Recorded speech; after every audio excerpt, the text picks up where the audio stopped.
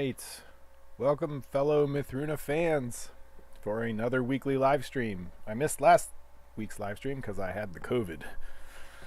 Was recovering from that, and my voice was not worth using, and so I did not. Before we get too far, let me thank the patrons. You guys make a lot of things a lot easier. Anybody who wants to become a patron, there's the link there. It's also down in the description of the video. Even $1, gets you access to the private Discord channel, though anybody can join the regular Discord. You just have to follow the link in the upper left. What would be in the upper left when I start recording. Anyway, and if you are a developer, even $1 a month would get you access to the GitHub repository for the open source stuff that I'm working on as the underpinnings for Mythruna. That would be the block world generation, the non-specific Mythruna stuff like generating far terrain and block world stuff and object actions and things like that. A big long list of stuff. Anyway, that all being said, let's go ahead and get started. Up in the upper left, you can see there's the link. I'm going to move it up a little bit so it's out of the way. I always forget to move it back down for when I record videos, but all right, so let's see where we want to start. First of all, I'll get rid of the Drost effect here, move that down.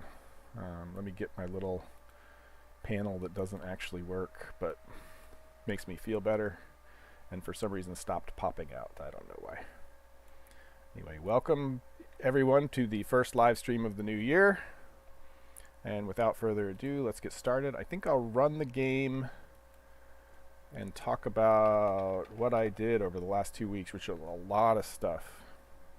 If we look at the master tracker, you can see, hold on, let me get that started while I do this.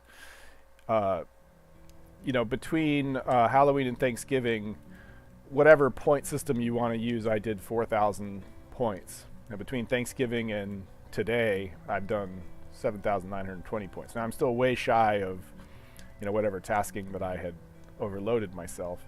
And considering that I was sick most of the week between Christmas and New Year and slept a lot, we're knocking down a lot of stuff. And it turns out, this quest stuff required me to get a lot of things working that is kind of cool. So let's get the game started and talk about some of the stuff I got accomplished. I brought up my master task list because I don't remember all of the stuff I did, and so I want to kind of, if I forget something, I can highlight it. Oh yeah, I added progress bars to this. I think it makes it feel like it takes longer. Oh, not that part. This part. Because it used to be you'd click, continue last world or whatever, and it would just sit there and look at you for 12 seconds. And now it shows a little progress bar, and I feel like that makes it feel like it's taking longer, but I've timed it and it's the same. But it's still nice to know because the reason I did that is because there could be a point where I have to upgrade a player's worlds when I release new releases of the game. And that will happen during that initial world load, and it would be nice. It'll show them that progress while it's happening. Because the other thing is background processes that happen will pop up under here. So if you're generating a new world, you'll see little sub-progress bars that pop up, in addition to that lower right stuff that used to happen. All right, so what we'll see when we come in here is my standard town I use to test a whole bunch of stuff. And we've got a bunch of NPCs that I plopped down in and randomized their clothing. And let me make it daylight. Okay, we'll pause time so that so basically I got simple random names working, simple random outfits, and so you can come and when I generate them for real, it'll generate a random name, random outfit, and you can then so if you want to see different clothing, it'll randomize different clothing. Of course, it's got to finish loading in the world, so hold on a second. And the thing is, the game knows. If you look at that, it's say wearing blue twill pants, dark blue twill pants, bright chainmail tunic, red stained leather, thigh-high boots, and that's just sure enough what he's wearing.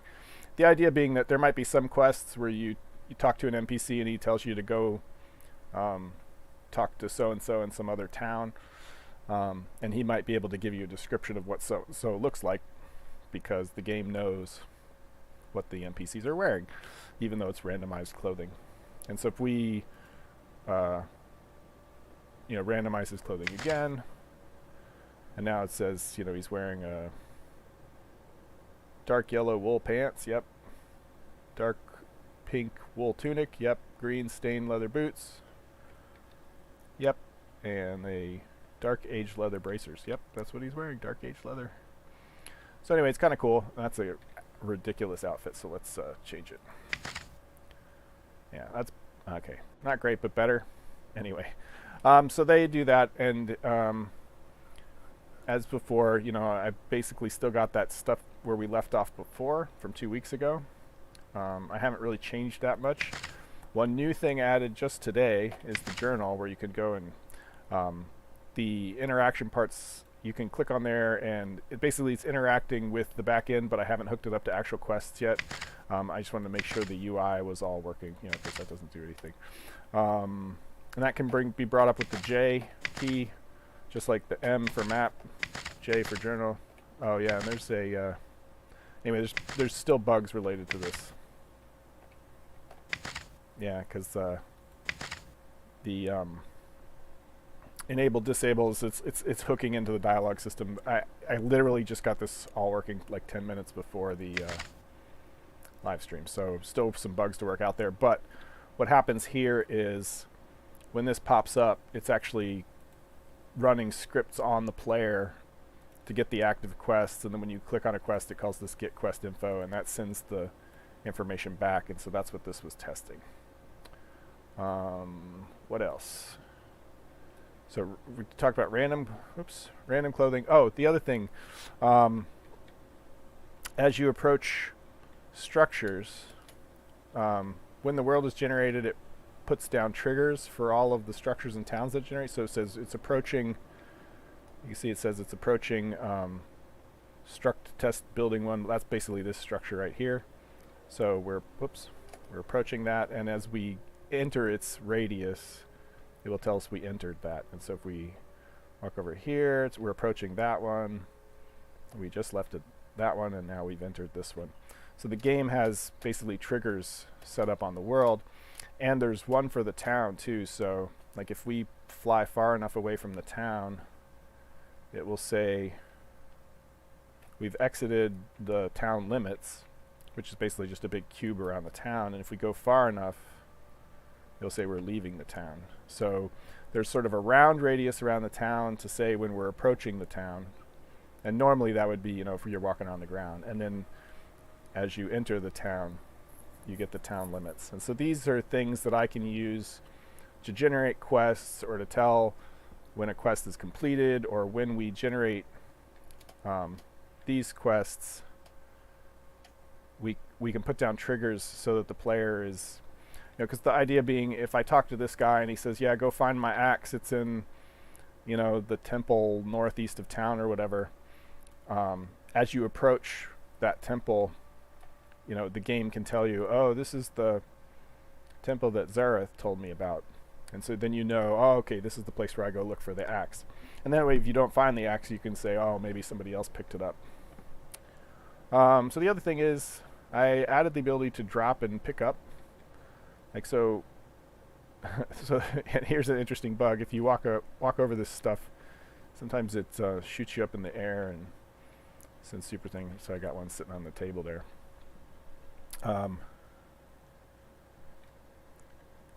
Sit and listen. I can't see it.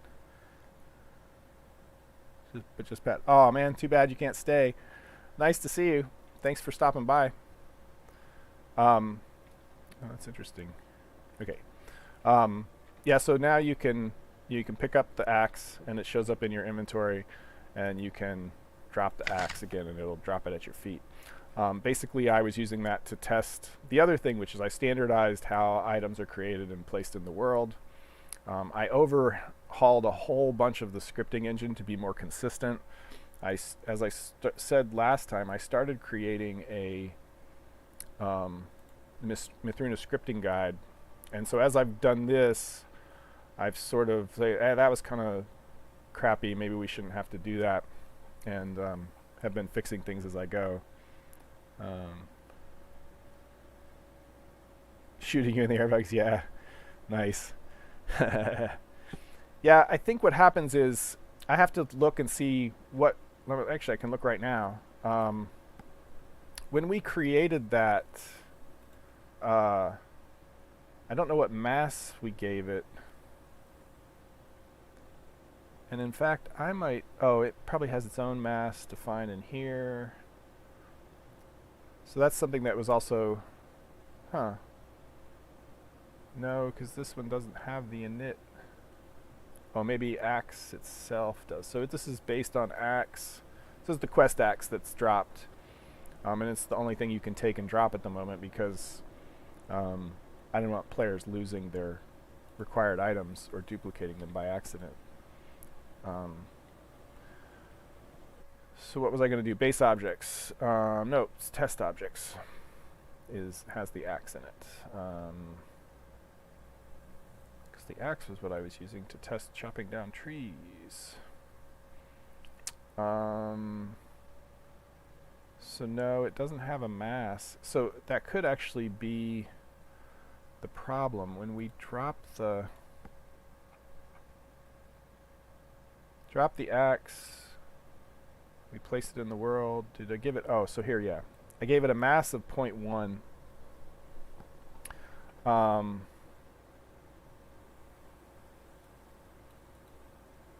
Because why did I do that?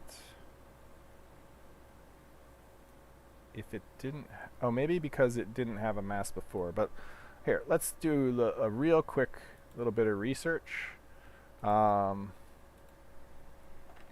much does a heavy axe weigh?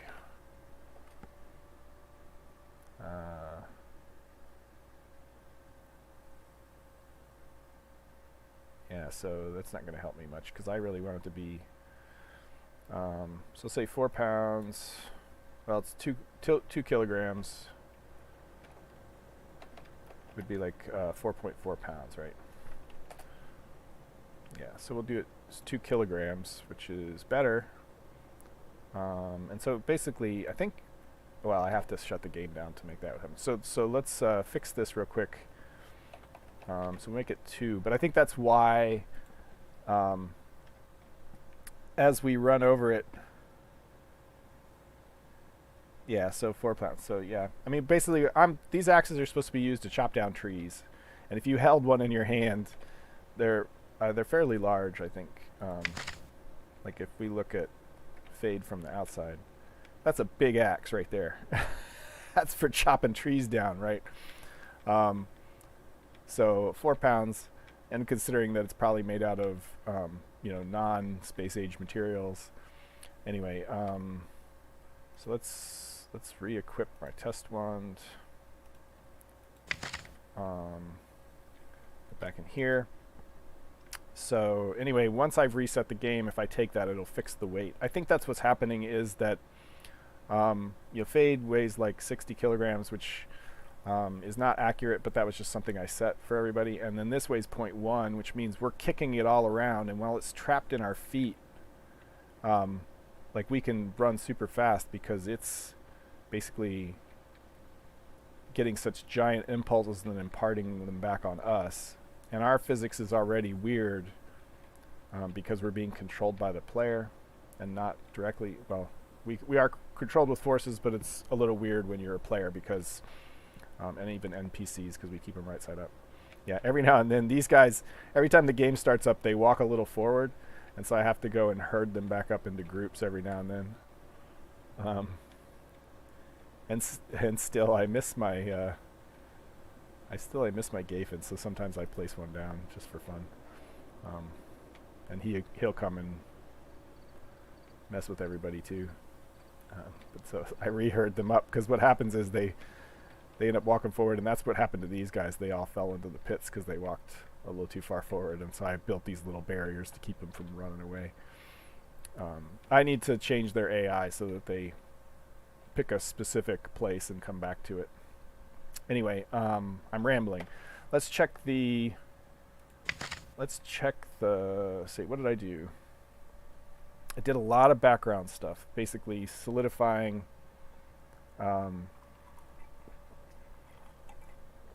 Yeah, that stuff you already knew. You can open and close in it at animates. We did that in a previous live stream.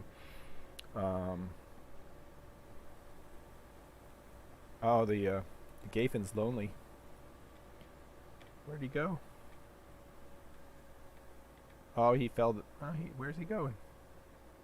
Oh, so the other thing is, yeah, there he goes. Now he's less lonely.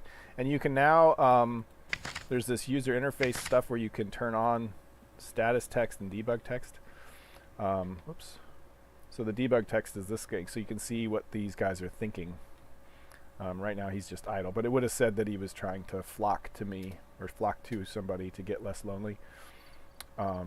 And there's like status effects, like if he got hit with damage or something, it can put a little -1 above his head that flies away. I added all that kind of stuff so that when they talk, they can actually say something. And these settings are persisted, so I should probably leave the status text on. Oh, you can also show object names, which is sort of a debug thing. It will basically just show these little names of the objects, which I thought was kind of a cool effect. And there's probably some accessibility reasons to do that as well when I start to worry about stuff like that. I'm just kind of rambling on all the different things I did. Yep, reorganized some script stuff related to player definition. Yep, did that. Yep. Yeah, so and then lots of backend stuff. But the triggers thing, that's huge, guys, because I can use that for all kinds of stuff. What I will use it for now is two things, is that I will generate the town NPC. Every town will have an NPC that'll give a quest, at least one quest. And so I will generate that NPC when you approach the town so that it won't waste time doing that during world generation.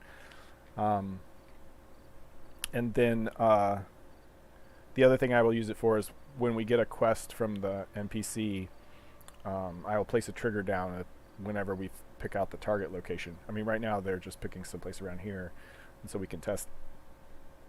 Anyway, so let's get to actual work. If you have any questions, feel free to ask. But I think what we're going to do is I need to see if I still have... I think I deleted all of the quests, so I don't actually have a quest. What I did before this live stream was I started hooking up... I don't know if you remember from before, but I had hooked up the NPC dialogue stuff. It calls... Oh yeah, so that needs to change. That needs to call NPC talk.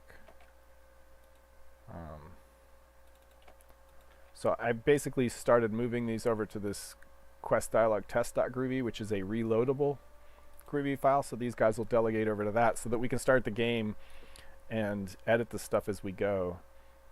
And so that then calls answer, which calls NPC dialog answer.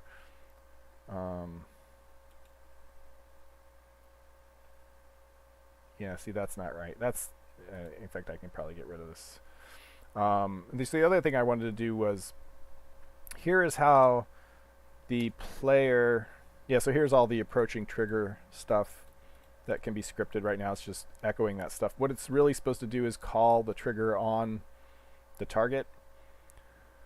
So if you entered the town, it would call, you know, approached on the town, and then the town could have some scripted action. And that's what I'll set up later. I'm trying to get all this done this weekend so I can cut a release Monday or Sunday night. Okay, so here are these guys, and what I want to do is convert these over to scripts over here. Let's see. What I want to be able to do is live update these while we play the game, because it's easier than restarting the game every time. Active quests, and from experience I know we will need the session,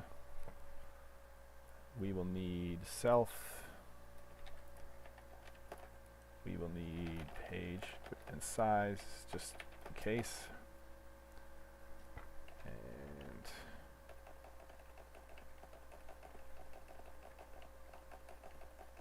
okay, so that should do session self, page size, session, yeah, okay. And then journal, get, I should change this to get active quests, get quest info. See, this is in a file called quest dialog test, which is in a reloadable module. Most of these modules, like the one that has the player.groovy, are compiled into the game and you can't change them at runtime. But I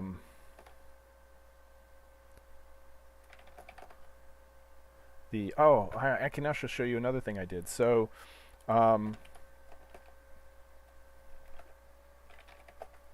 so one of the things I did was I added some commands to the world. It used to be whenever this loaded, it would dump out all the information about the actions being added to different objects. And I added a couple of commands here. Yeah, it's updating some stuff because I haven't run this server in a while. Okay, so you know, when you run a server from a command line, you get these little commands, and one of them was reload, which allows you to not reload, preload. Why does it not have preload?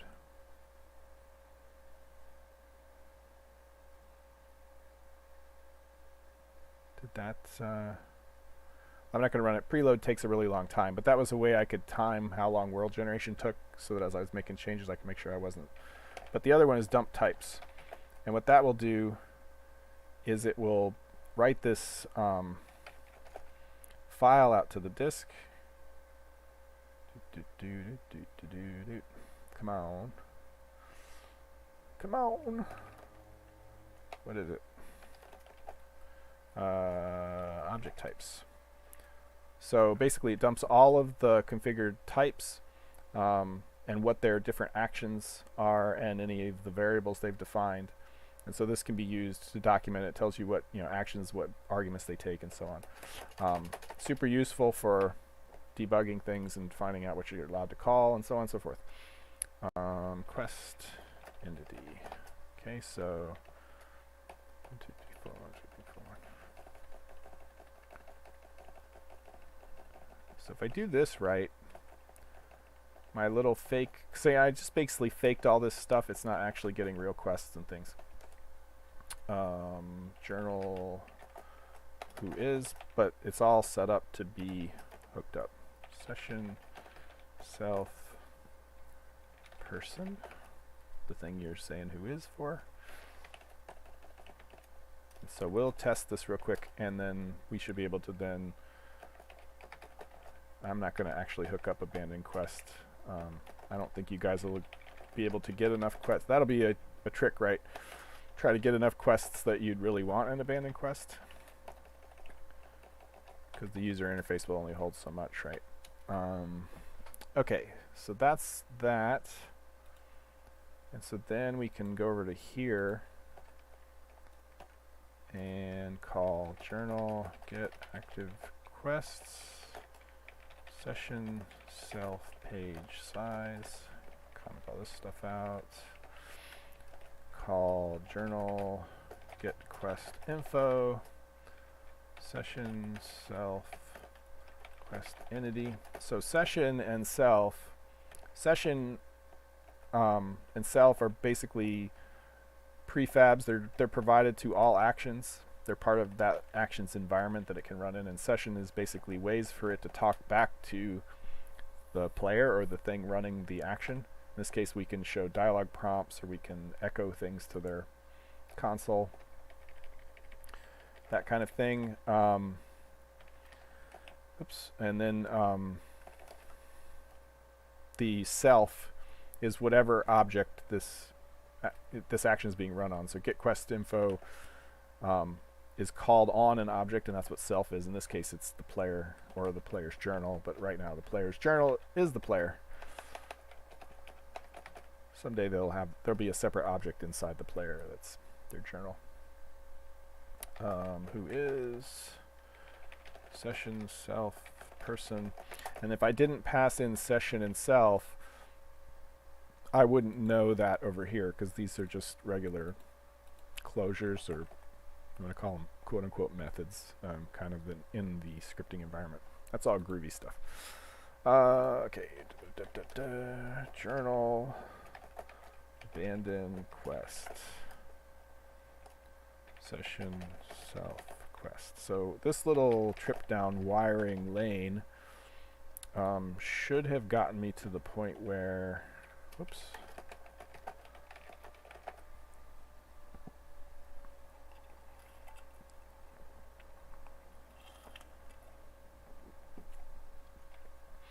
Oh yeah, I created pronoun sets for all the different races and genders because maybe we'll get to it tonight, being able to generate text and be able to, you know, say her axe or his axe, that kind of thing, based on the NPC. Just randomly thinking of things I've got. That's why I've got so many windows open, because yeah, one of the things I had was the pronoun definitions for all the things. So reptilians are non-gendered, so they don't have he, she things. And then, of course, the default is just it.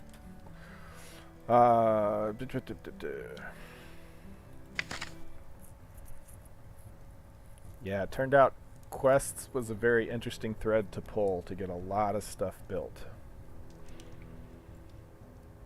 And the journal book was interesting too, because that's the first sort of scripted user interface back and forth, where we're directly manipulating the pages of a book.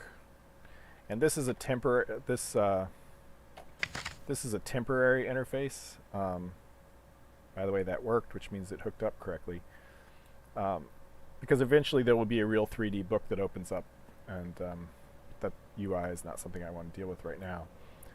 If we come here, so click that, so this is a test and all. If we go over here, this is a better test. And so I should be able to change this. And that reloaded the script. And so now, I think if I come back here like this, yeah, no, I have to go here and back, and then it'll, how do I get it to, oh, it won't re-ask. That's right, I would need a second quest to test. Okay, so what we'll do is, we'll give it a second fake quest. So quest name here, quest name 2 here. Okay. And so these aren't even passing real quest objects yet. So, and so now if we bring this back up, yep, now we get 2 quests. This is a better test. Yeah, so there we go. Oh no, that's a bug.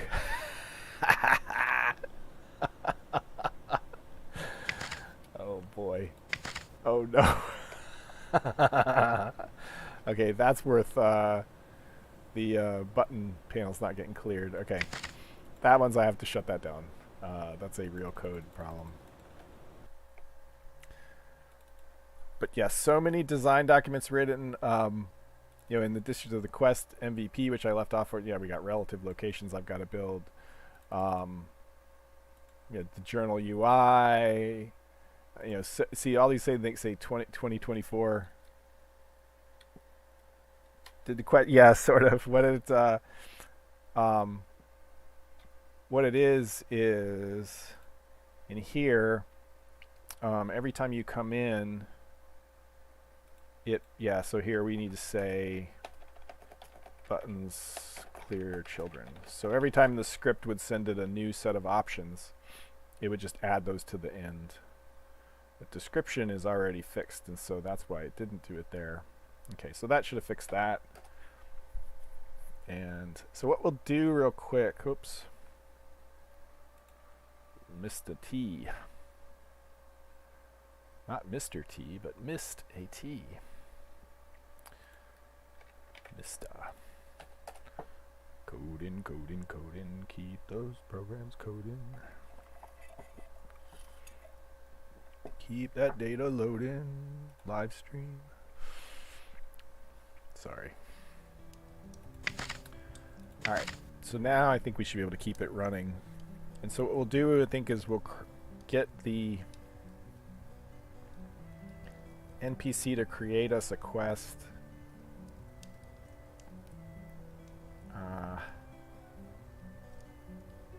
Which I have to completely redo because I added a bunch of stuff. Turned out quests needed more information than what we gave them before. And they still need more information, but those will be separate components. We should be able to do enough to create a quest. And I'm going to go around and think... Oh, I wanted to test to see if the axe got heavier if I picked it up. So if I take this... Okay, and then drop it again. Let's drop it over here. Drop. Yeah, and you'll have to ignore the fact that I've got 2 inventories still. Yeah, see, that's way... Oh, nope, it did. It pushed me fast. You guys can't tell, but it like shot me off into space. Anyway. Okay, so there's something weird that goes on with the physics engine, and I may have to make these static objects, but suffice to say, we're all right. Okay, so journal should still work. Quest name here. Use fade back. Yep. Okay, so I should be able to do this. Yep. Okay. Cool. Cool. Cool. Cool. Cool. Cool. And then if we edit the script, where'd it go? I got too many things open. I think you guys will have to like tell me if there's ever a live stream where I don't say that. Okay, so quest name 1 here. We do that. We should be able to open and close the journal. And yep, so that was updated. And then this is an even better test. And even better test. So now we select different ones. Even better test. Even better test. Yay! Okay. So the wiring is all worked and we can edit that. And right now I have it set so that, you know what, I should also turn time back and pause the game. Okay, so let's go ahead and delete these guys so that we don't get confused about quest objectives, eh? Delete. Okay, I think we can leave the one on the table. I like that one. To put it on the table, I basically stood up on the desk and then dropped it. Alright, so... Uthus. Let's get a quest from you. Oh no! Talking's not working. Uh-oh. My wiring to the dynamic stuff. No such property target. Ah... That is in quest dialog test.groovy. That's the reloadable one. Line 4. Ah, yes. Self.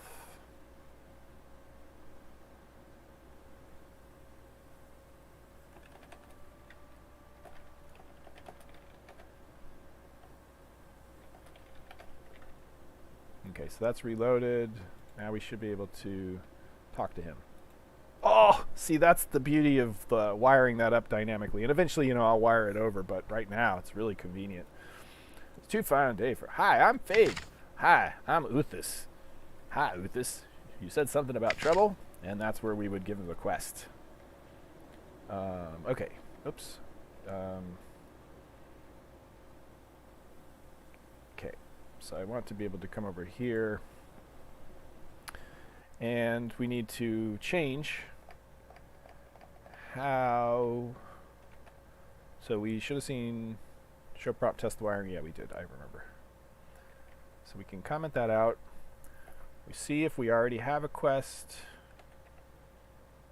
and we return if we do, and for now we'll return if we don't. Just to make sure I really deleted all the quests. Kind of trouble. Okay. Alright, so now we want to create the quest. And quests are a little different now. Okay, so yes, this is where we created a random location for the axe. We created our MacGuffin. Oh, yeah, amass 5, so that's not too bad, actually. I don't know why I set it to 0.1 when we pick it up. I'm going to leave it at 5, that's fine. And then change... I can't change it. That's fine. I'll fix that later. It should actually be a property of the object itself. Okay, so we don't want to call it... We don't want the object name to just be...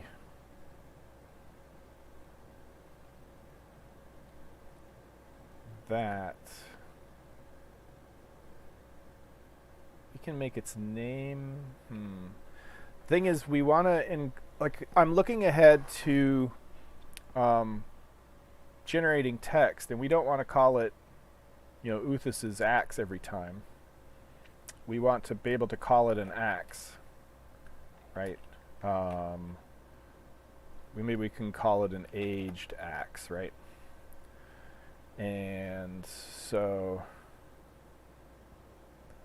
we create that. That's our MacGuffin.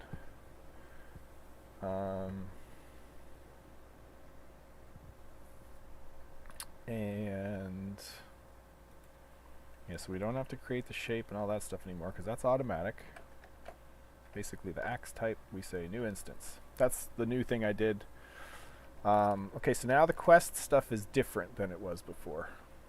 And I'm going to close a bunch of stuff that I had open when I was fixing the...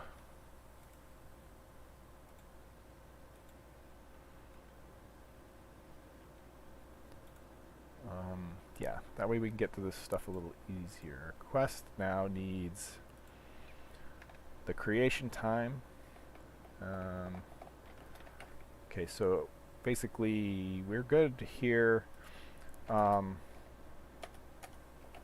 Just need world time. That's a global now that you can ask for the current world time. And it will basically suck that in. Okay, so the quest objective I think has also gotten more complicated. Nope. Something did. Maybe I'm just remembering incorrectly. Okay, so find... So there's a way for me to generate text, but I'm not going to do it right now. I actually played with... There's a built-in script string template engine in Groovy. It's quite powerful. So I'm going to use that to generate actual quest descriptions and things, but for now, I'm just going to hard code it. Target name. Oops. What I want as that. And then... Okay, so that's the other thing I wanted to do is I wanted to set the name to the... Yes, okay. So what we'll do... Target name is fine. Because it will use the most specific name first, and what we'll do is just make sure Groovy doesn't get upset. Axe. Oops. Okay, so that will set the name to his name, Uthas whatever's axe, and so this will be find Uthas whatever's axe. We want that, the quest objective, the name, yes, and then the player's quest would be that. Maybe that's where it got more complicated.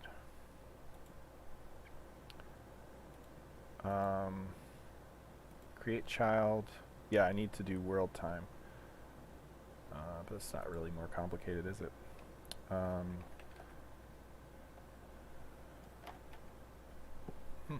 Glad I called session activator there. World time. Okay, so now we know what time we were given the quest, in-game time. Okay, so that's the objective. That's the name. We can also create some trigger info. And let's make it a really tight trigger. So, does this have a position?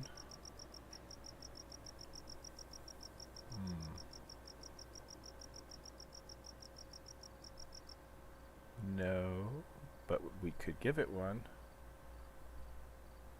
So, yeah, so let's give it one. Let's give it a position. This, our player quest, will have a position. This is basically, eventually there'll be like a relative location component so that rather than just be a specific place on the world, it'll be what the NPC described us, as the NPC described it to us, which is like northeast of town, you know, here's what it looks, you know. That'll come later when we find actual locations to plop the quests, but for now we're just setting it to a position, and that way we can just put a trigger right on our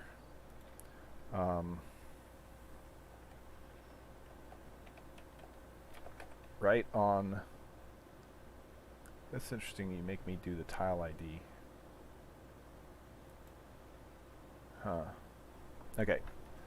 So trigger info create. See tile ID. Oops. Tile ID. I can do that from the world position. So we're going to create the player quest. Give it a trigger of, let's say 3 meters, and it'll tell us we're approaching it just 1 meter beyond that. So these two are added together for the approach distance. And then, can you quest entity name? Can you find? Yep. And okay, let's see what syntax errors I have, because that's our favorite game here. Up. New name. We didn't put a comma after here. So let's try that. Hey, all right. Let's see if we can get a quest, eh? Okay. Drum roll, please. Dum da dum. What kind of trouble? Can you find Uthis Aberrant? I found him. He's right there. Yeah. So the quest didn't get named correctly. I already told you. Find Uthis Aberrant. Okay, so I did something wrong. Yeah, I did something wrong. So now we'll do this thing again, which is remove the thing. Remove the quest entity.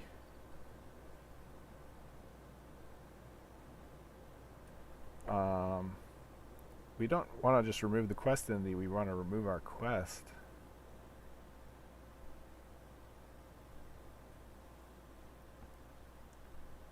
Well, we did. And then we recreate the quest, though.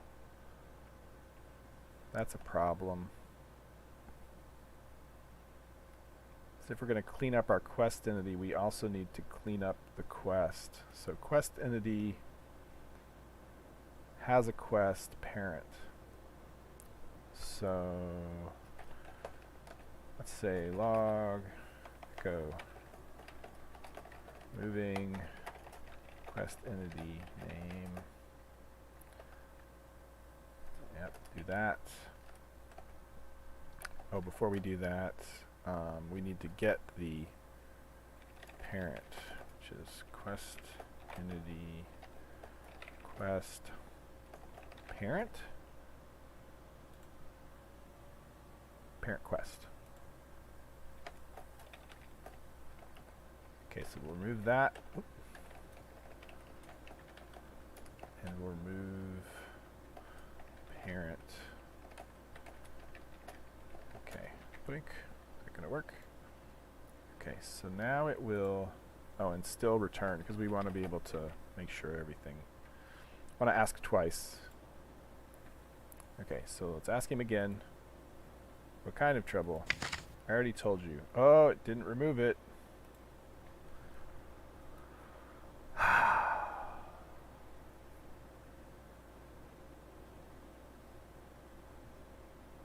Oh, yeah. Crap. It removed half the quest then. And would have left the MacGuffin around somewhere too.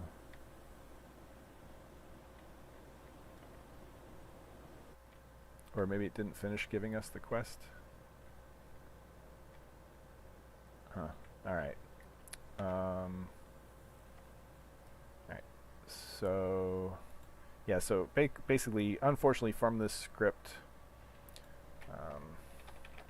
I don't even think echo works. Yeah, you gotta... I need to redefine that so that it does.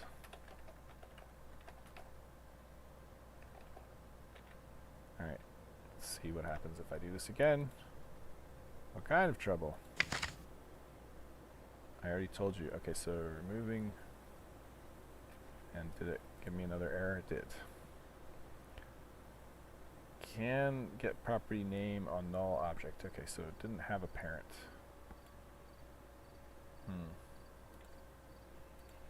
Anyway, this goes a lot faster when we can just do it here. And now the quest is removed basically, so we'll leave that for the moment. And then what I needed to fix was... crap, I don't even remember what was wrong.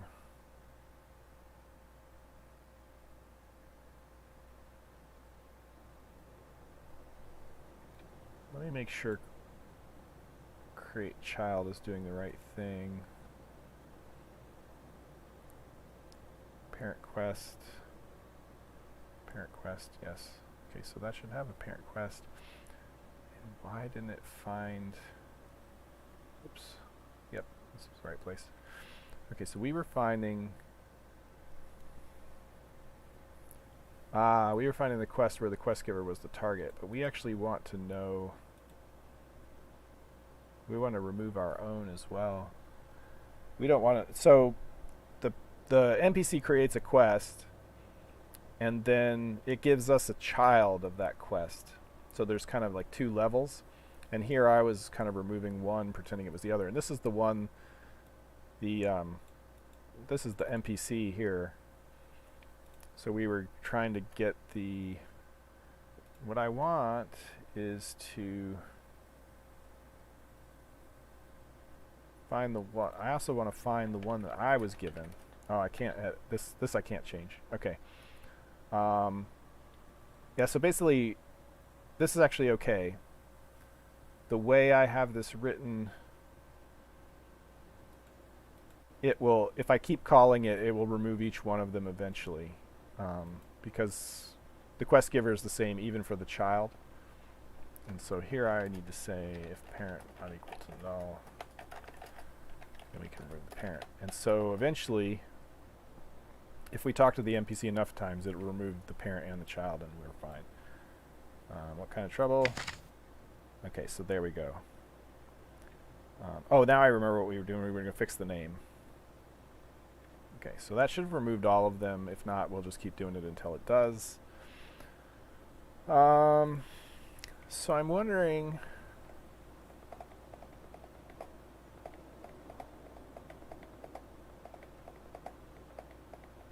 if Groovy is interpreting that in a specific way, because this is a...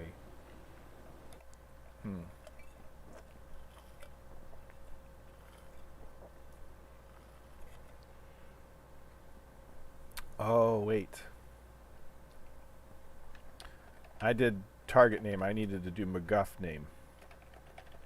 So I was doing the name of the NPC. All right. So now, talk to him. What kind of trouble? Can you find Uthis Avratham's axe? Hey, that looks like Uthis Avratham's axe. Let's look. Ah, it is. Ah. Nice. Okay. So we've got the axe. Now it didn't, we didn't get the trigger notification. That's unfortunate. I will have to determine what is up with that. But that's neither here nor there. That's not what we're here for today. We're trying to get the quest mechanics hooked up so that I can pick that up and give it back to him. And so that I can look in my journal. Now that we've got a quest, we can hook this stuff up. So let's actually go, let's open that. And what we want to do is, oh crap, we don't have the filter we want. We have to manually create one, but that's okay. I cut and paste this code for the moment. Yeah, so we want to know all the quests where we are the quester. There used to be a really old ride at Busch Gardens called Quester. We're talking in the age of the Big Bad Wolf. Quester was eventually replaced by Europe in the Air. It might have been something else before Europe in the Air, and then it was replaced by the Land of Ire or whatever, where the VR ride with the dragons, and now they've closed that down since COVID. Which is too bad. It was kind of a neat experience. But I do admit that I don't relish the idea of pressing something against my face that's been pressed against everyone else's face. Alright, so filter equals filters field equals quest, and we want the quester. On that case it was questor, I think. Self, and then we want to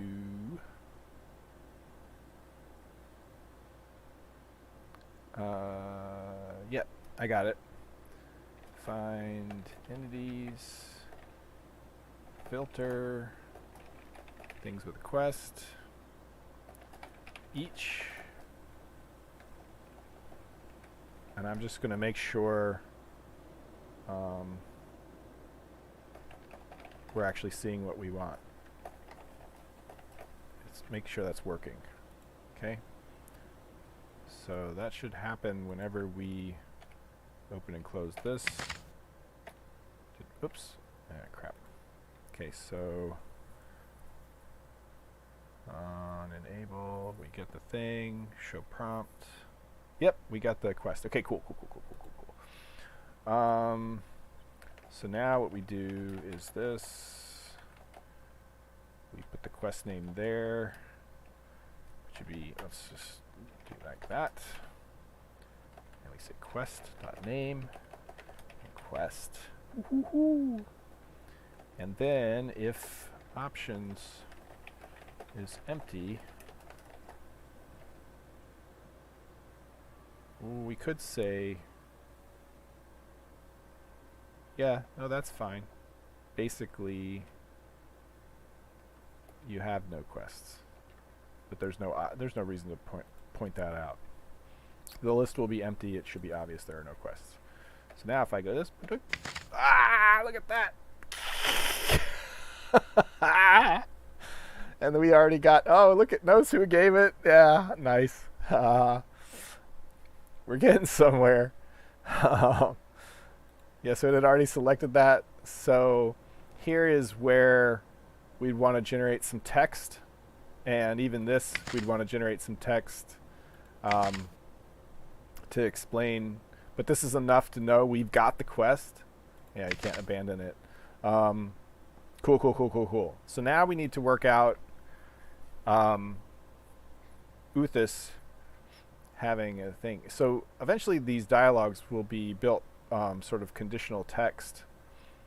And so that's the neat thing is this actually supports a simple markup, the same simple markup I used in the character creator. So we could do better. So this is the get quest info. And so we could actually Description. And so there's a way in Groovy slashy strings. I always have to look it up.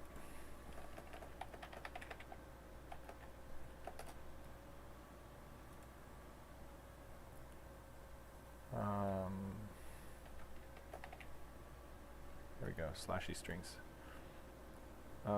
That's not what I want. I want the multi-line.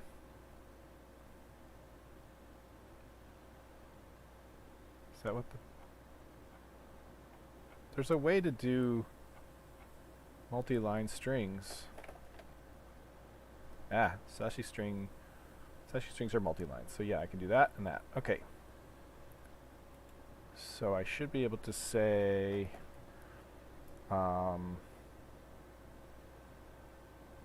what's the string for the header? Did I leave that stuff open? I know I'm getting sidetracked by being fancy. Yeah, crap. I'm gonna have to... It's going all over here because my memory fails me. What's the header element? It's a pound and then the level. Or pound. That's what it is, just a pound. I know too many markup languages, and so I always forget which one's which. Where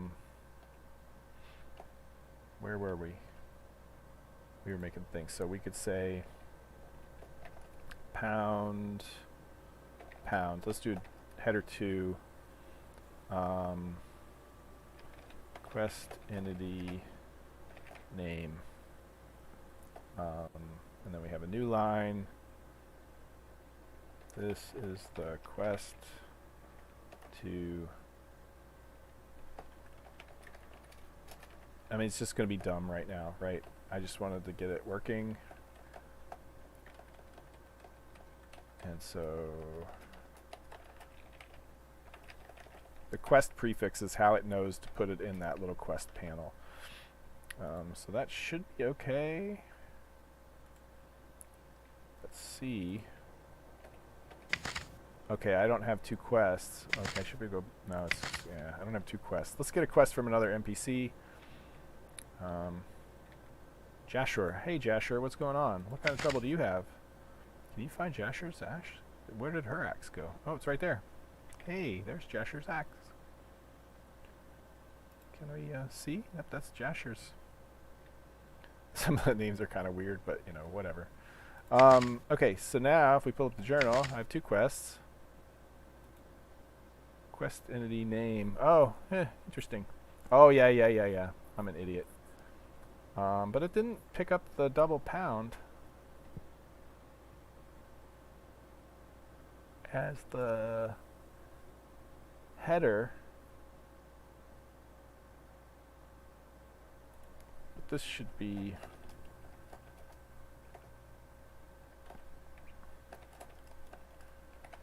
like that.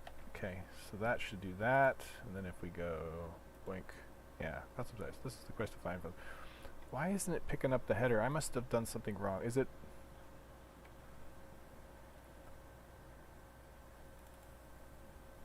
Maybe there's a dot. Does anybody remember Markdown? I created this myself, but no. See, caret 0. Header element just needs a pound.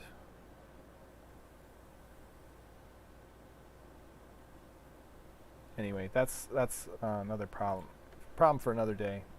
It's doing its basic job, and I need to work out sort of text generation anyway. But let's just make that its own line just in case that's the issue.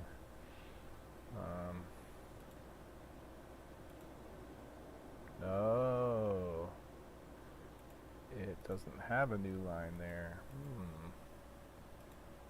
Maybe I remove all the new lines?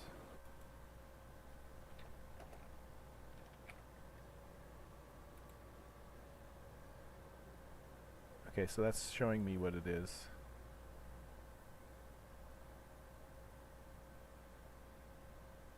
Yeah, it had a new line when we sent it. It just didn't, yeah. Okay, so yeah, no.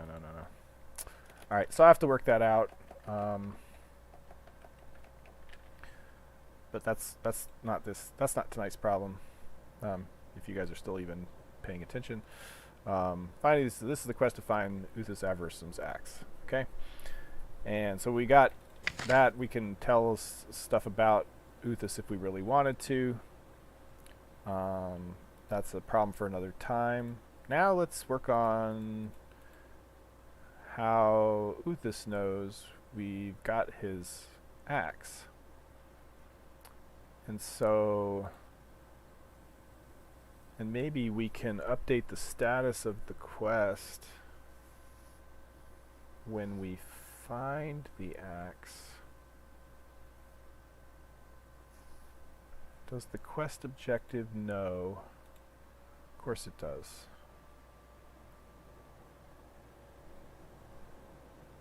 But this quest objective knows only the parent quest. Okay, so when you work on something, it's important to remember to give yourself the permission to suck. Okay?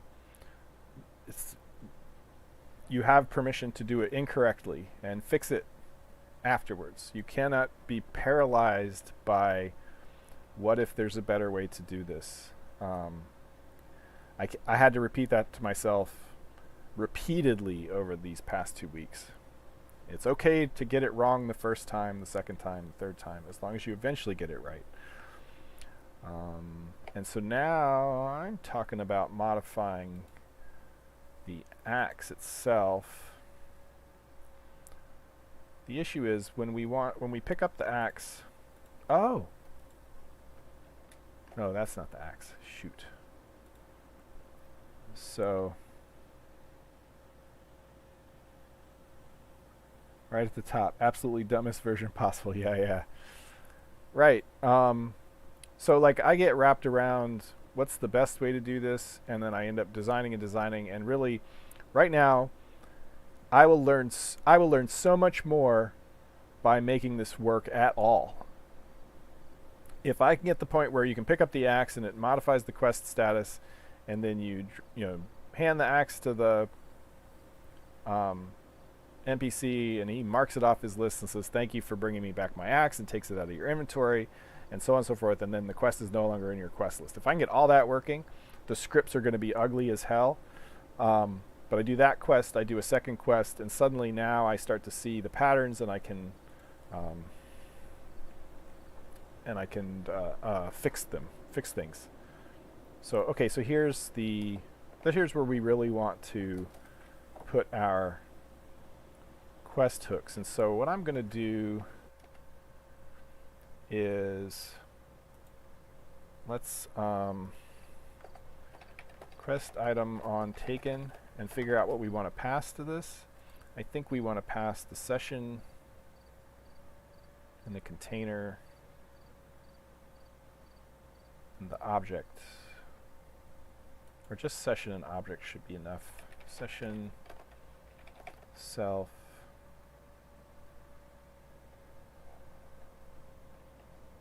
no, container, because that's how we'll know who took it. Our activator. Session has the activator, so self is fine.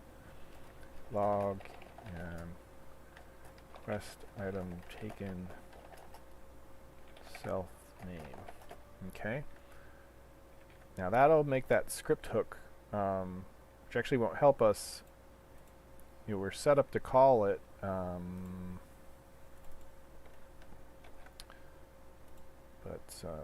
Yeah. But the whole thing, procrastination, one of the ways to get past your procrastination is to allow yourself to fail. At least for me, procrastination turned out to be a lot of protecting myself from failure kind of situations. And I read a book once that helped me see that. Got rid of a lot of self-loathing and stuff like that by allowing myself to screw up. That's why I like Jake the dog's quote: "Sucking at something is the first time. Sometimes sucking at something is the first step to getting kind of good at something." It's one of my favorite quotes. Okay, so quest item on taken. Quest item on taken. Okay, so now we have to start the game over in order to blah blah blah. I kept 3 of you guys on. That's nice.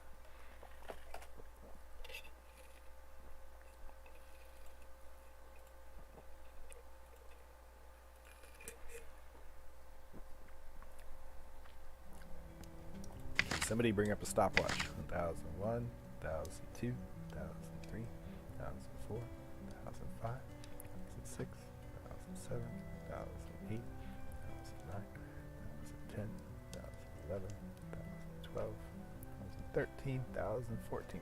I mean, I don't know. It's like 15 seconds or something.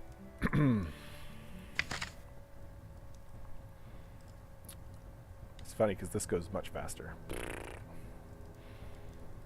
It's like 8 seconds or something.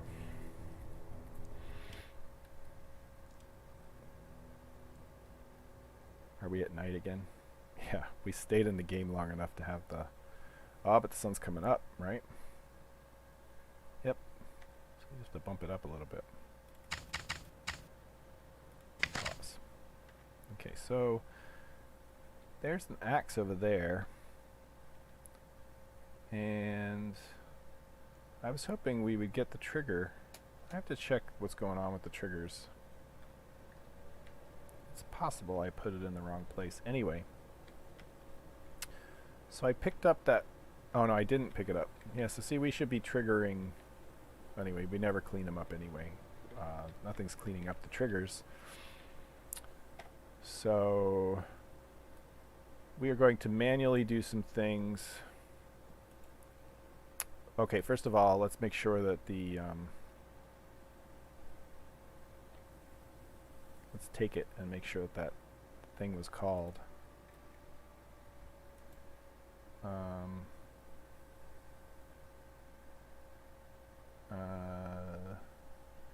Quest item taken. Yep. Okay, so now we need to drop it again.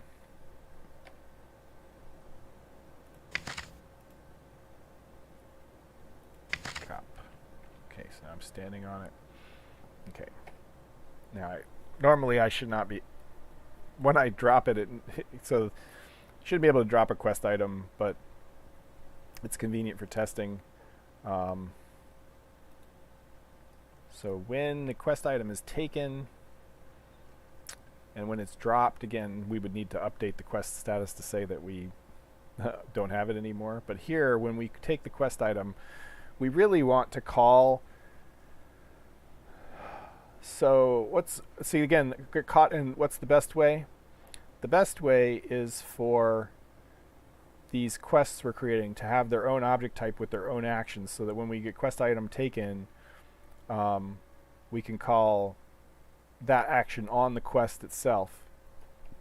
And the quest knows how to clean it up. That way you can have different quest types. So this would be a fetch quest, and the fetch quest could have all the actions it needs.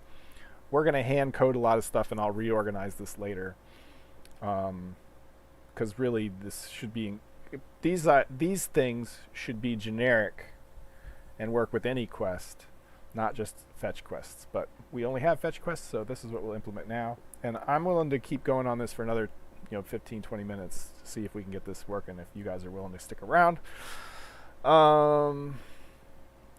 If not, I'll just keep working and talking to myself. That's fine, too. Okay, so we want to find the... so let's find one of these echoes. Now I'm gonna assume I know what's going on. So if that's a quest objective, quest objective, not just quest object, quest objective, then it's gonna have a quest.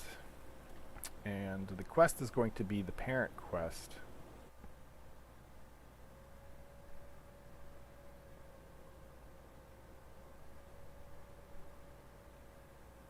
I hear like drum beats in my... That's weird. Okay. So we created a quest and a parent quest. So we... Again, this is something that would happen in fork quest equals QO quest. Oops, nope. In the ID. Actually, let's just do Q equals QO dot quest. Q is not equal to null. Q equals Q quest parent.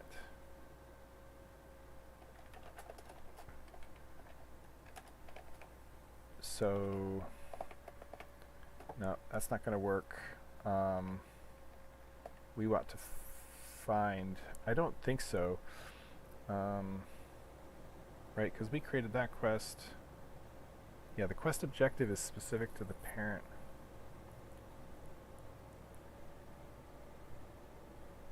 Yeah, we need to find our quest. We do need another quest objective, though. So we want to filter... We'll steal the filter that gets all of our quests. Oops.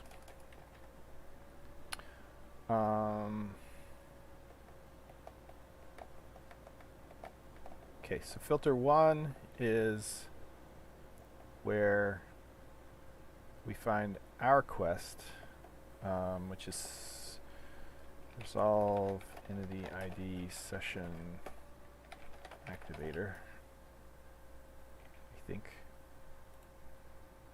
Okay, yep, sounds good. And filter 2, we want to find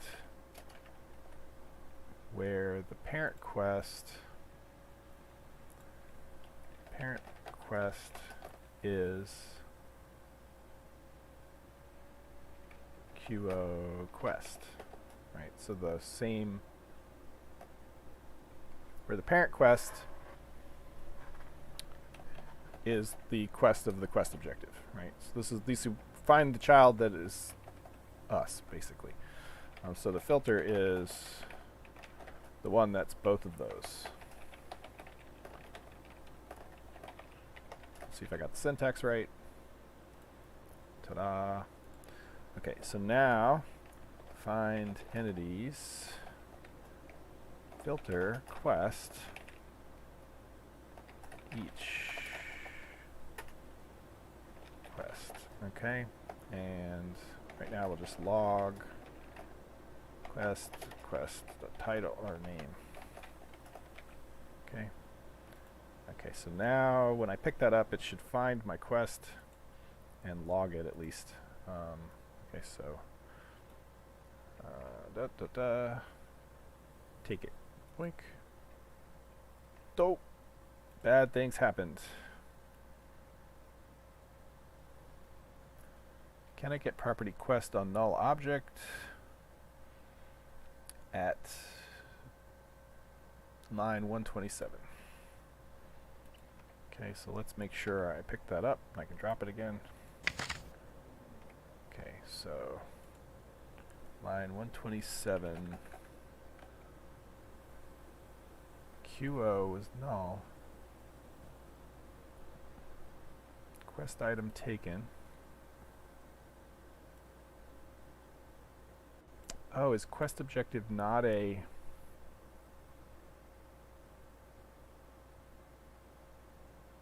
Ah.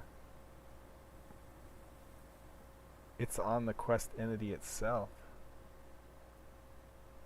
Huh.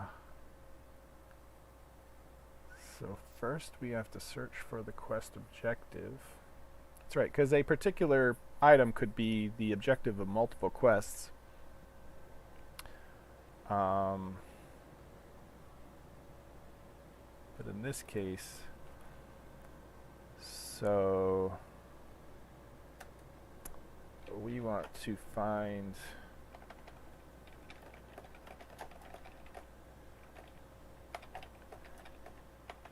first we want to find the quest objective, oops, that has us as a objective. Okay, so is self, okay? And I'm gonna, that's fine, we'll just reuse that one. And so we should just be able to grab the first one we find.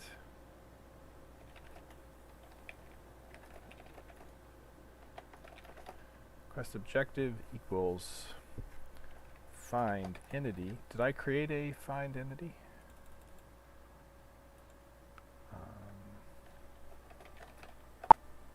Not in this file, it'd be in this one.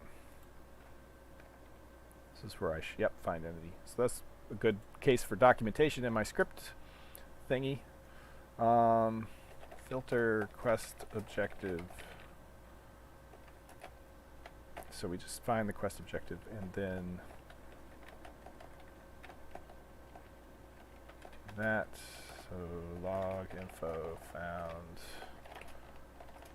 quest objective. So let's try that. Okay. Let's pick up the axe again. Fade, pick up the axe. Whoa, look at all that. Okay, so let's drop it again. Drop it. Back up. Okay, what did we get wrong this time? Oh, that's just a stack trace. Oh, okay. We actually succeeded, but I screwed something up. I added this watchdog in to tell me when I mess up with my scripts and don't put a def. And so that's what's saying setting binding outside of init offset.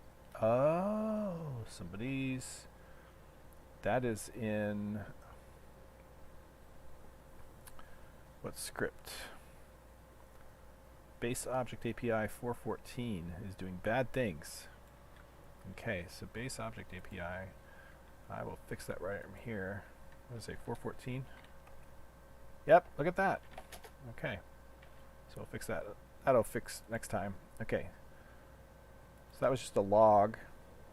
It actually did find our stuff. So since it's going to be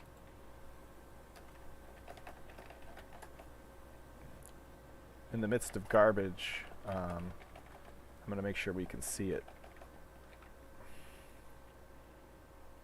Okay, so we get closer. Each time we get a little closer. Iterative development, right? Okay, so where did it go? Okay, so there we go. Okay, so we did actually get a failure too. No such properly quest object.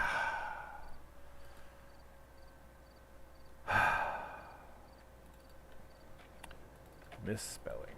Okay. Now that should work. Okay, so back to here. Drop the axe. Drop it. Back up. Pick it up. Boink. Okay, did it? It did. Okay. Whee! Okay, so we got the quest item. We found that. Quest giver. New fields, remove fields. Okay. But we didn't find any.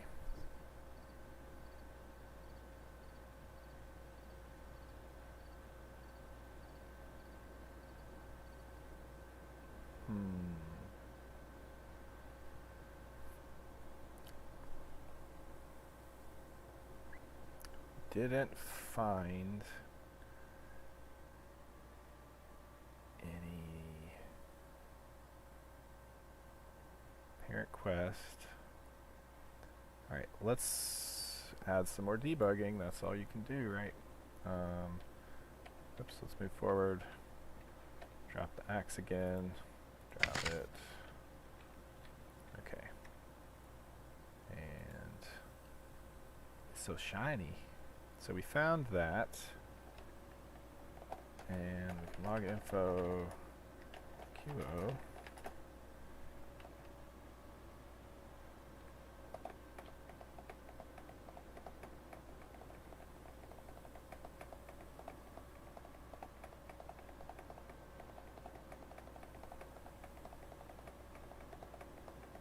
Let me just make sure that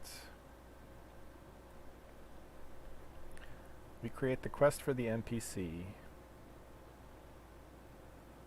Oh.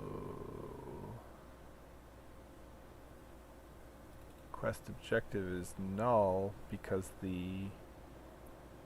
Okay. Okay. So I set this up and I knew it would kill me.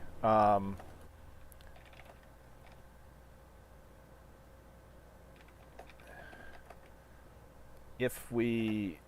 So... What is the...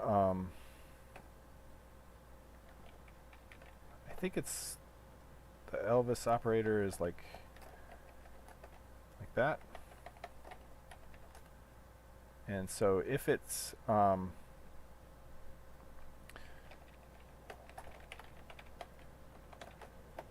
if the quest objective's quest is null, that means that the quest objective component is on the quest, which is kind of lame. I mean, it makes it convenient to create them, but it's inconvenient to log. Yeah, so that's going to be null, and now we should be able to... If any of you know if I got the Elvis operator wrong or right, just let me know. And so then this should be quest entity. Alright. Let's try this again. What I should do is make the take not actually take it so that we don't have to keep keep dropping it every time. No such property. Quest and the typos are going to be the death of me, guys. This isn't even a case where an IDE would help. Entity. There we go. A long time ago, I used to have my IDE configured to mark red any of the common misspellings. That it's kind of fun.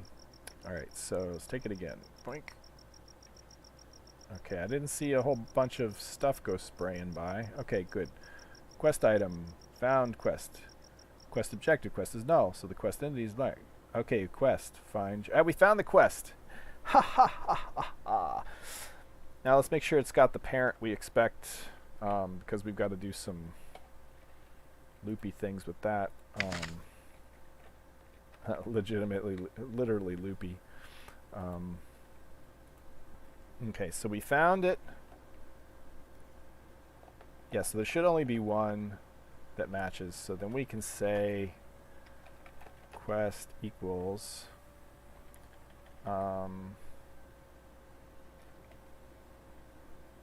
so let's change this to parent quest. Oops, skip that one. We like that one.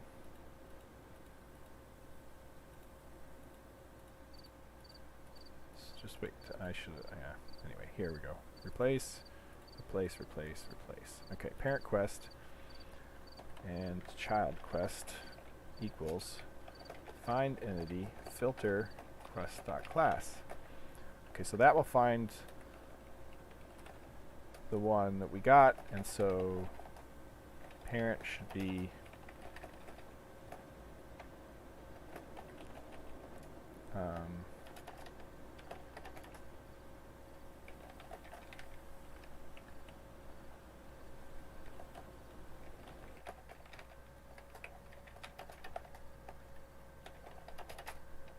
just make sure we're getting what we're supposed to get before I start modifying stuff.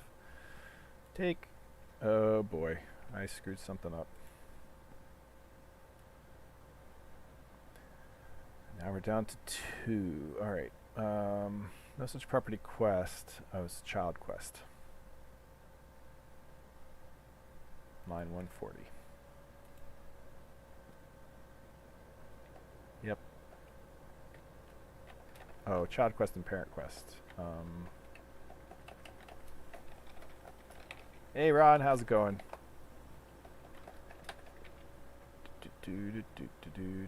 Okay. Drop the axe. Pick it up again.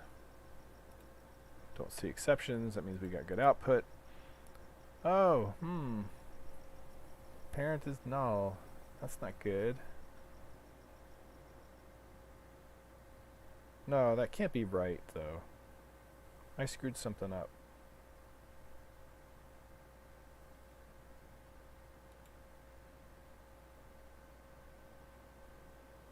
Oh, yeah. I meant to get the... Yeah. Okay. I wanted to see if it matched the parent quest.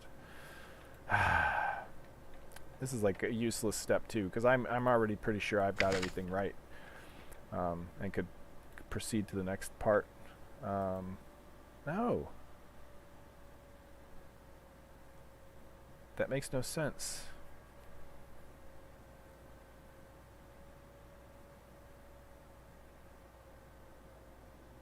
Oh, no, I'm being an idiot. Alright, so I'm gonna stop messing with that, because like that debugging is gonna kill me. Okay, so basically I can't just do that. I have to get the quest of the entity, right? I'll show you what I mean. So the entity itself is not the quest. The quest is a component on the entity, and I was trying to access it directly because some things I can do that with because I created helpers for myself, but that's not one of the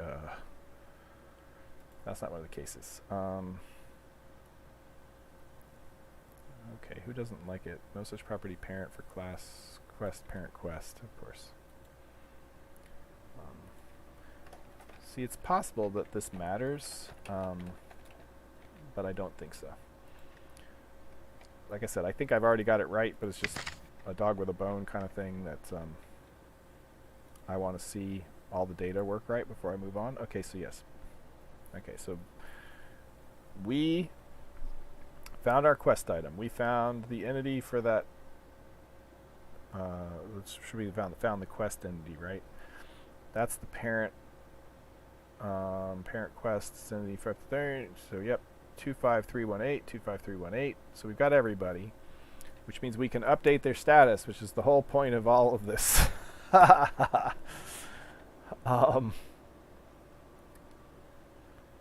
Yeah.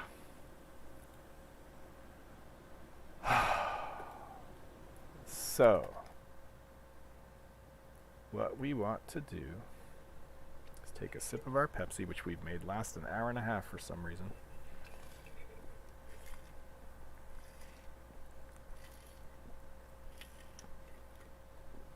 All right.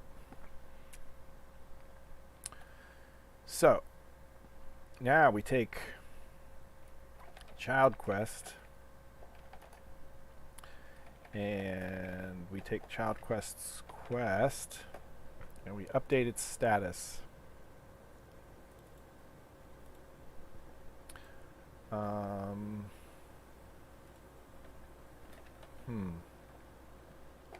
Why do I need all of those things? I don't need parent quest. I don't need quester. This was dumb.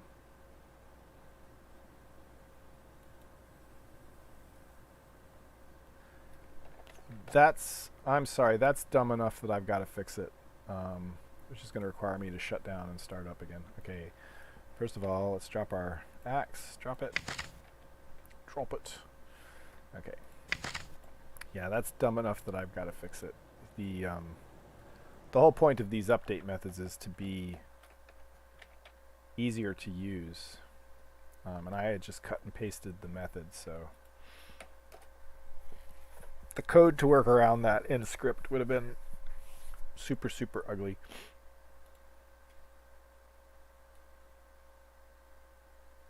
Okay.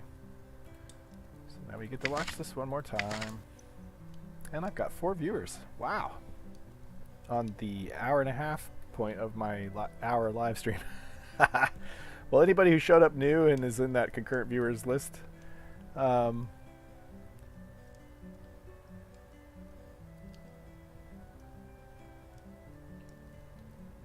nice. Yeah, I think it's gonna be cool.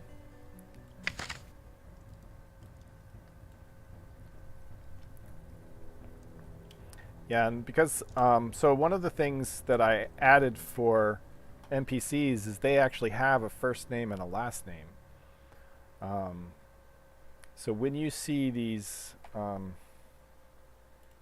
were in the game for at least a day. So when you see, Uthas of Rethium or whatever his name is, it knows Uthas is his first name and Arethium. So like later they can have families and stuff, and know who their relatives are and stuff like that. That's something I've designed. I haven't implemented yet, but when I generate the towns for real and populate them with people who actually live in the houses and things, they'll have families and relationships to people in other towns and stuff. So gossip will spread too. That's the plan anyway. Okay. So now we can come back in here and be productive again, because we can say child quest. We want to update that entity to be child quest's quest, but update the status to 1. We found the object and we found it right now. Whoops. Oops. I saw that about the names. I think you should change the name flag banner to be... Yep. Nope, that's totally the way it's supposed to work. That's the whole point of having to introduce yourself. Because yes, totally, 100%. You shouldn't know their names. I don't even think you should have them floating above their heads personally. But if you talk to them, like he doesn't know who you are, you don't know who he is, and you can introduce yourself and then he'll introduce himself, and then you guys know who each other are and you'll get a different dialogue. That's the entire point of that. Yeah. So relationships are more than just brother, sister, mother, father. They're you've heard of them, like you've never met, but you've heard of them, or you've actually met them.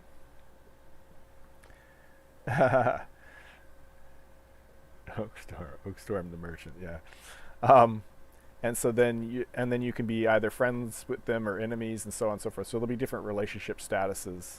And I'm still trying to decide whether I want to keep all of the timeline of the relationships or just the latest. Because there will be a separate...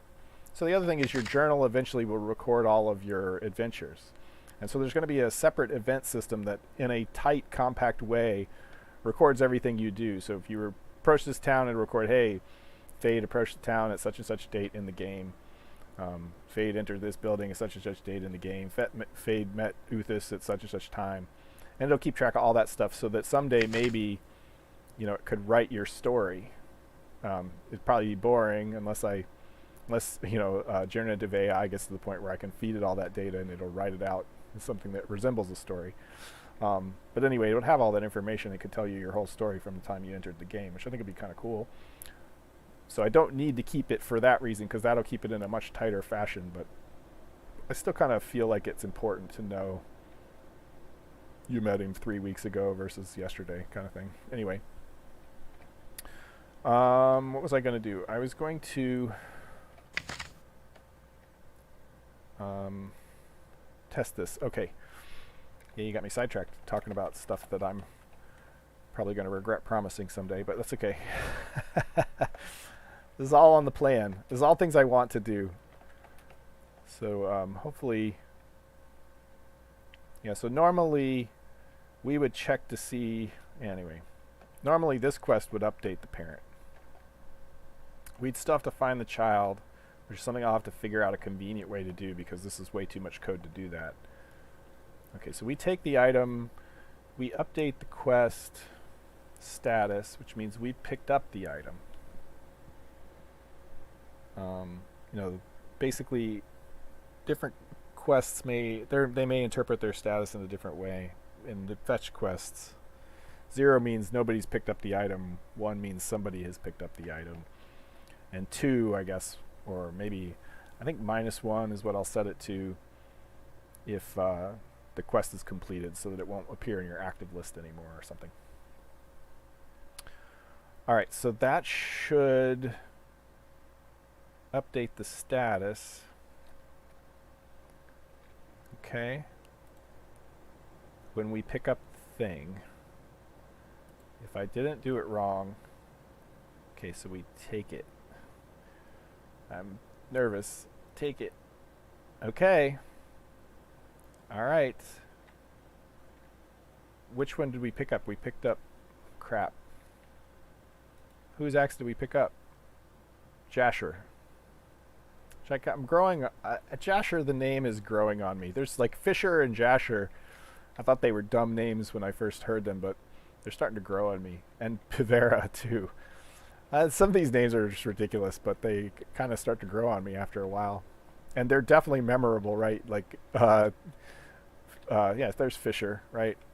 But the Uthma, she's a bit of a wild child, I'm guessing, because she's got 2 necklaces and she likes to wear her bra out in public. But, all right, anyway. So we need to make it so that when we talk to Jasher, she knows that we found her item. So, and eventually I'd like to have this update that, actually we can, yeah, the last names are garbage.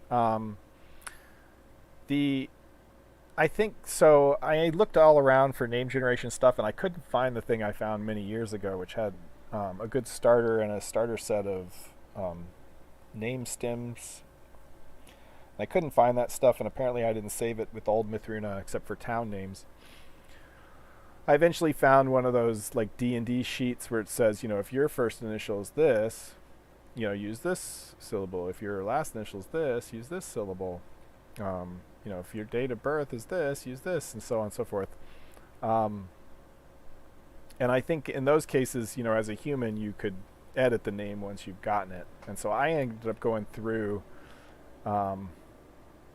you know, Ovradren's, you know, it's all right. Some of the names are really bad. They were really, really bad. Like you'd get RRDD, and I went through and I edited a bunch of them, or put rules in to remove those kinds of cases. Anyway, I think maybe we'll update this to say we've solved the quest too. That would be kind of nice. Real quick. Get active quests, get quest info. So we've got the quest. And so if quest.status equals 1, description plus equals you have found this item. Okay, so now we should be able to see,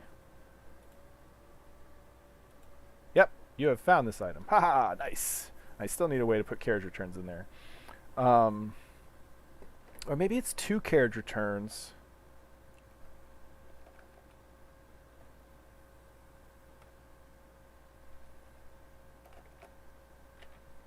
Makes a new line. Again, I'm getting wrapped around dumb stuff. Yep. 2 carriage return makes a new line. Okay. Alright. So we know, at least the quest knows, that we've gotten it one step beyond what it needed to be. Okay, so then we'll say, else if the quest status equals 2, we have delivered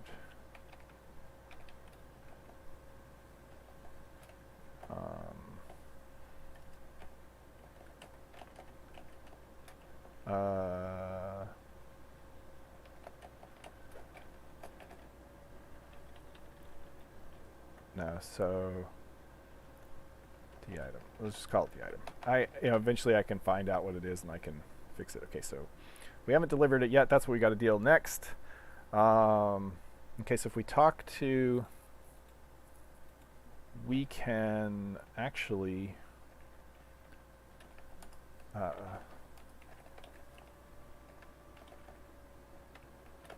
okay, let's leave that there, because that's our cleanup. If we select it again and already have the quest, it cleans it up. And so if, let's see, if she's already got a quest, if the quest need find entity, the quest giver is self.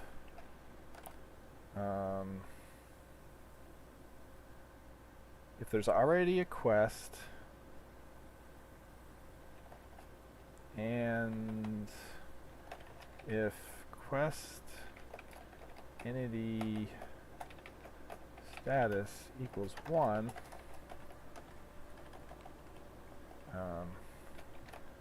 new option self found your item.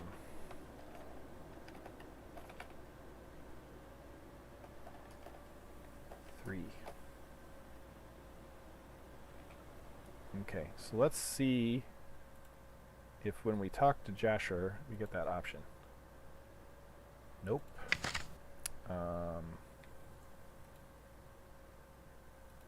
Okay, so something's wrong.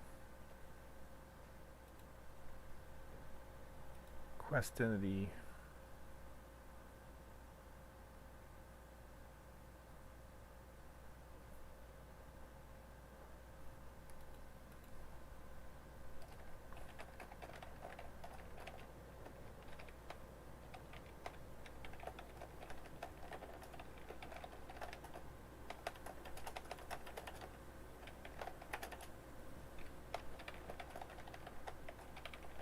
Let's do a little debugging.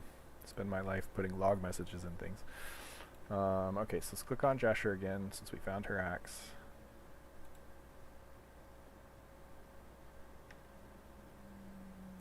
Oh, I could have just left it. Yeah, let's do this again.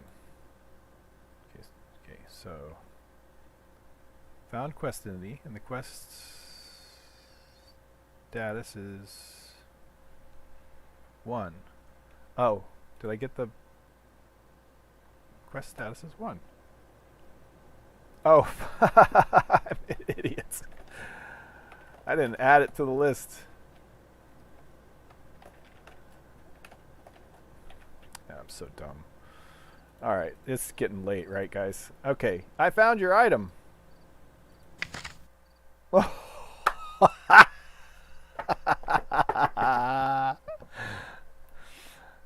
Always good to crash the game because I did stupid thing. Yep. So we have to say answer. Okay. And then down here, else if index equals 3, we can take the item. So let's go ahead and run that and get that working.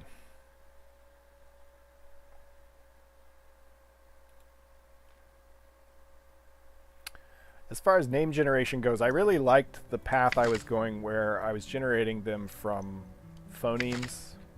You know, like there's the 44, 42 English phonemes. Because I would at least know how the names were pronounced. The trick was coming up with spellings, because there's, you know, handful of ways to spell a particular phoneme, and sometimes they don't make sense out of context and stuff, but it was neat the fact that I could actually know how a name was pronounced just by the syllables. Just didn't know how to spell it. But I'll figure it out. I think I just need better stems. There are better name generators. There just didn't have a whole lot of stems, and so not a whole lot of variety.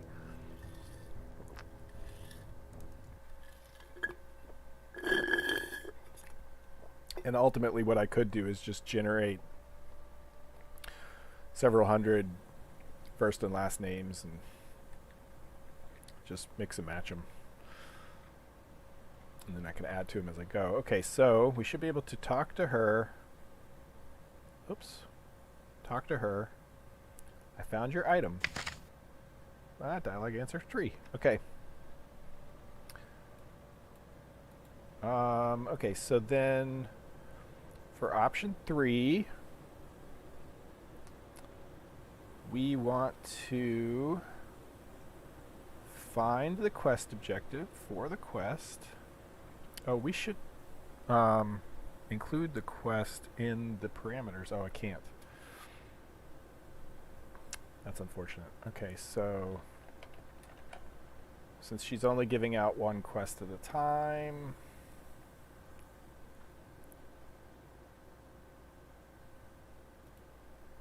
we can make an assumption here that we've got the quest entity.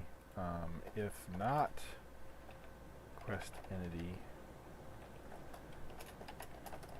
then we can show a dialog prompt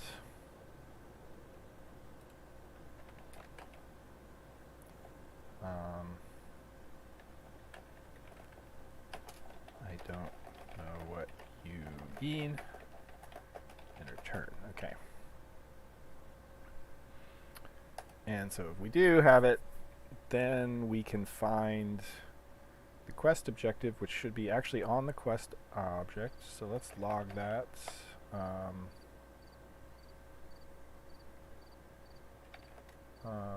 QO equals quest entity quest objective, because this was a straightforward quest. Log info QO. Okay. Alright, so we should talk to her again. I found your item. Okay, so we had a fairly self for class dialog. Okay, I changed it to target here. That's gonna kick my butt. Can I just change all the targets to self? Oops. How about I change them to self and not slef? Okay, yes, we want to change that one. We want to change that one, that one, that one,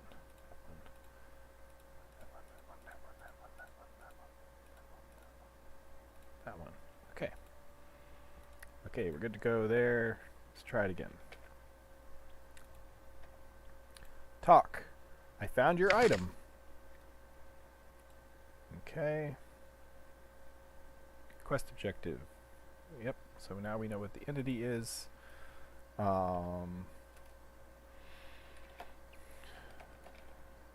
Equals QO objective. Let's just call it obj. Then I won't constantly be spelling it wrong. Objective. Now we can see who log info in container. See, it should be in fade as the container.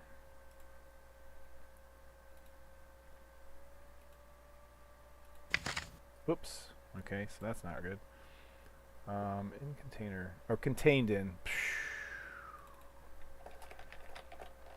Can't even remember my own stuff here. I found your item. In container. Yep. I think fade is 22. Okay, so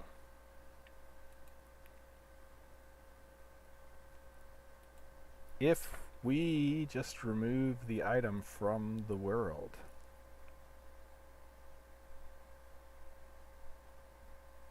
set the quest status to -1,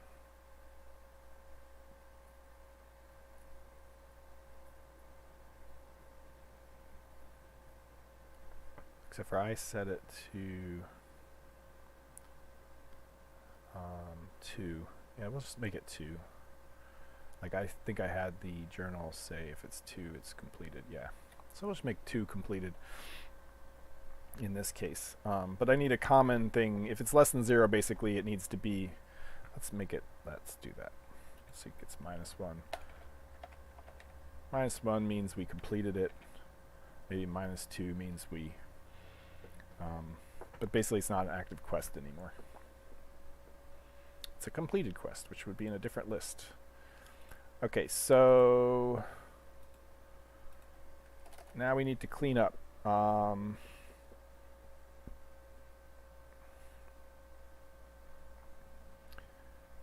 We can't clean up this quest until all of the children are cleaned up.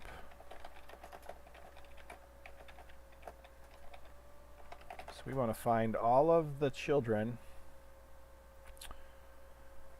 Quest parent quest equals quest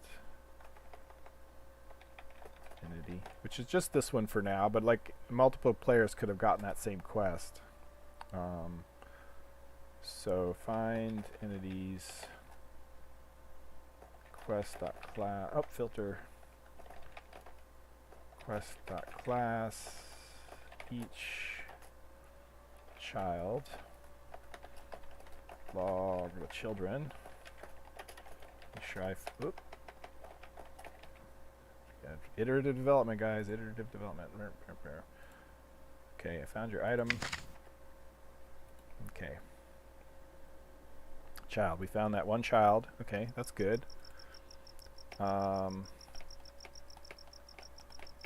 And so that child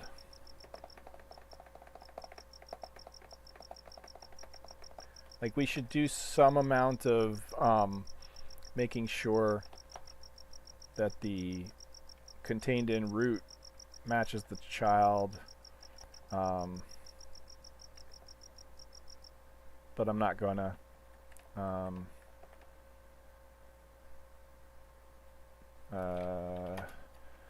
children equals find entities. Okay.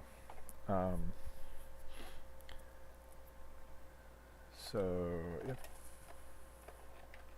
children size is greater than 1 or equals to 1, then we're allowed to remove all of these. We're allowed to remove the quests. But first, we want to, well, so that's all the children. We want to find just our child.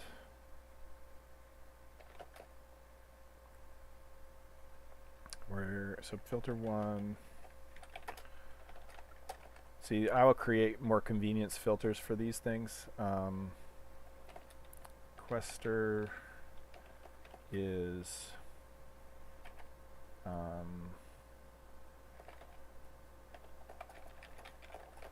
the root of the contained in. I think that's what it is.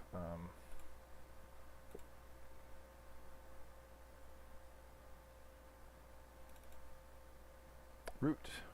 Okay, so that, and so then def child, our child equals find entity filters quest. Oops.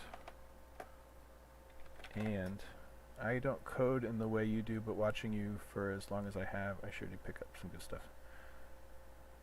Nice. Oh, sure. I watched, I can't remember what is Imfrenzia, a YouTuber who does these 10-minute modeling challenges where he does these low poly models in Blender in like 10 minutes.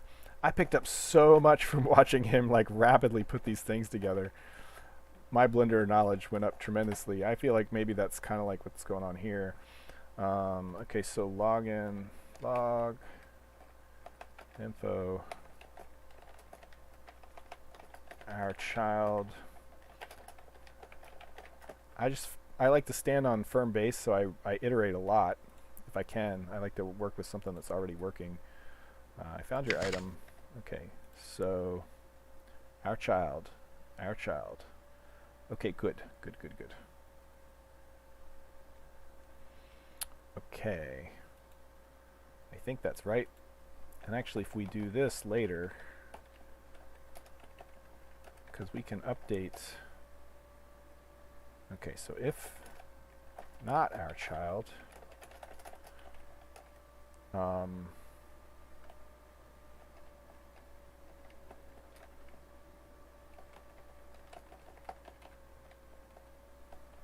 think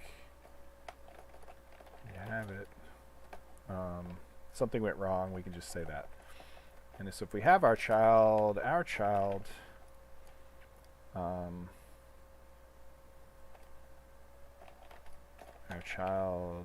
dot quest update status to -1 right now, and then we can also do that for the quest entity. Oops.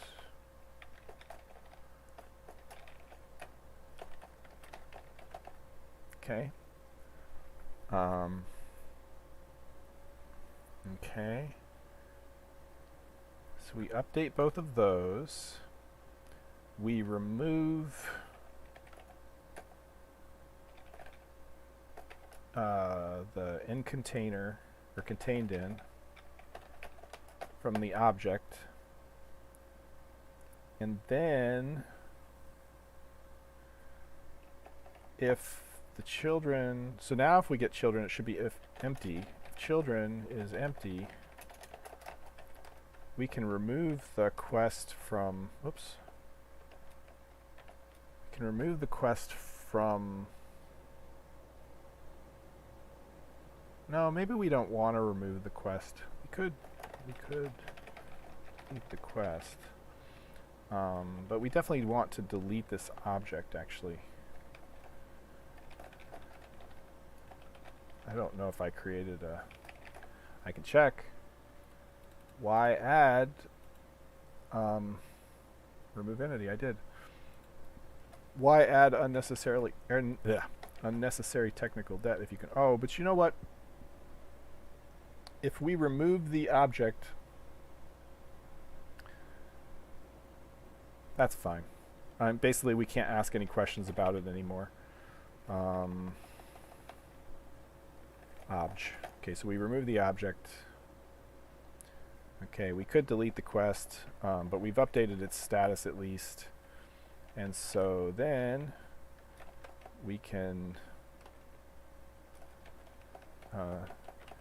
say thank you so much. Thank you so much. Okay, so that should finish that quest off. The other thing we have to do is, okay, so this is the thing.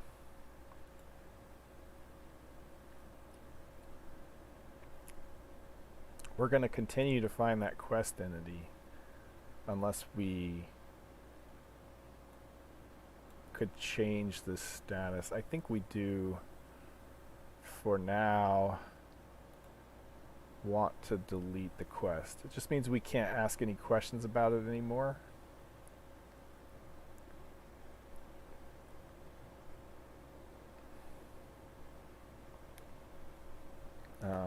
But we won't be able to look at completed quests.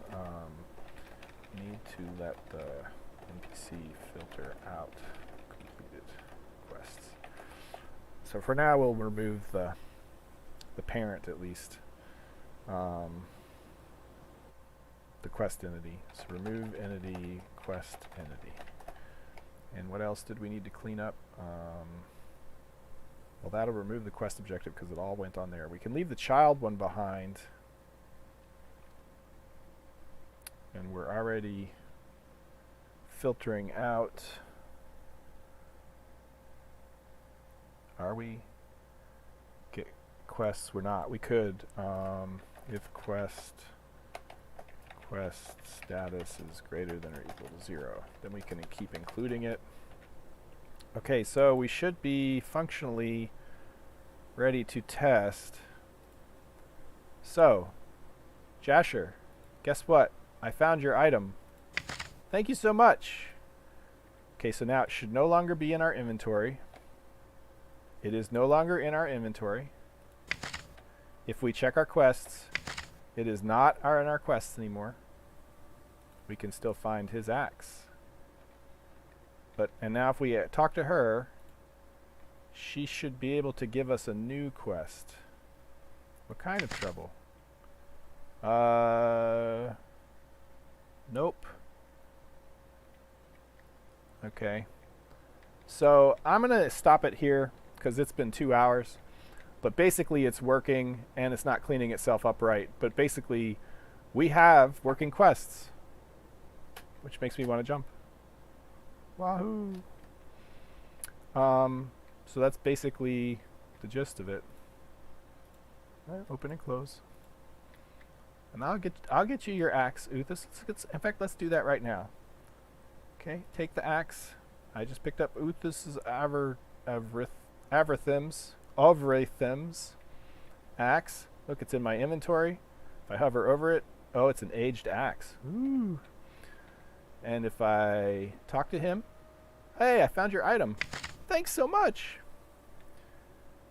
And so if we go into our inventory, it's not in there anymore. I just completed 2 quests. Woohoo! All right. So I'm on good track to try to start wrapping all this up for a release on Monday.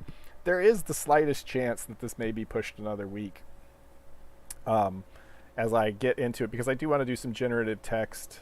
Groovy has some really neat features as far as that's concerned, so I want to take advantage of them to not have hard-coded all this. But basically, if I had to, I could. Oh, and I need to clear this out when there's nothing there. So there's a lot of like loose ends to tie up, and if statements to put in and things to make sure I'm not doing screwy things. So actually, when we talk to him, what kind of trouble? Yeah. So see, I already told you. Oh yeah. So it's removed both those quests, and now it. Ooh. Now we failed to do stuff. Okay. So yeah, a lot of bugs I have to fix. Yeah, so we're finding anyway. Thank you so much for joining and staying in for the long haul, man. You guys who hung out for the full 2 hours, I really appreciate you. I've been kind of like missing the live streams, so thanks so much. Like, comment, subscribe, share with your friends. Again, you can download the game in this link up here if you haven't already, and that lets you join the Discord as well. Thank my patrons again. You guys rock, and I will definitely see you guys next Friday, barring illness and other complications. And thanks so much for joining. Good night, everybody.